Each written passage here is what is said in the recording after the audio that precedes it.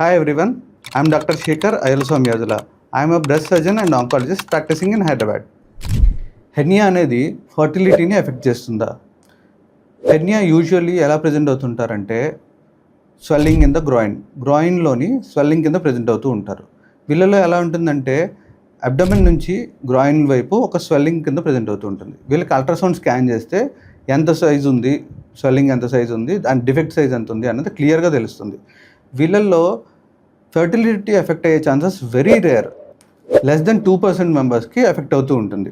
అది కూడా ఎలాంటి వాళ్ళకి అవుతుందంటే ఇన్కార్సరేటెడ్ హెర్నియా అంటాం. అంటే స్వెల్లింగ్ వచ్చి ఇరుక్కుపోయింది, బ్యాక్కి మళ్ళీ అబ్డమెన్లోకి వెళ్ళట్లేదు, అది కూడా ప్రొలాంగ్డ్ టైమ్స్ మోర్ దెన్ ఎన్ ఇయర్ అలా ఉండిపోయిన వాళ్ళకి టెస్టిక్యులర్ బ్లడ్ సప్లై మీద కాన్స్టెంట్ ప్రెషర్ పెట్టడం వల్ల టెస్టిక్యులర్ బ్లడ్ సప్లై తగ్గిపోతేనో, లేకపోతే టెస్టిక్స్కి సప్లై చేసే నర్వ్స్ ఇన్వాల్వ్ అయిపోవడం వల్ల ఈ రెండింటి కండిషన్స్లో మాత్రమే ఎఫెక్ట్ అయ్యే ఛాన్స్ కూడా ఉంటుంది. అది కూడా లెస్ దెన్ 2% ఉంటుంది. సో ఫర్టిలిటీ అనేది ఇంగ్వైనల్ హెర్నియాస్లో ఎఫెక్ట్ అవ్వడం అనేది వెరీ రేర్. సో భయపడాల్సిన అవసరం అయితే లేదు.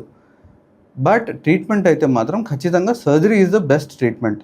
మెడికల్గా హెర్నియాని రిడ్యూస్ చేయడం కానీ హెర్నియా రాకుండా చేయడం కానీ అనేవి అవైలబుల్గా ఇప్పుడైతే లేవు.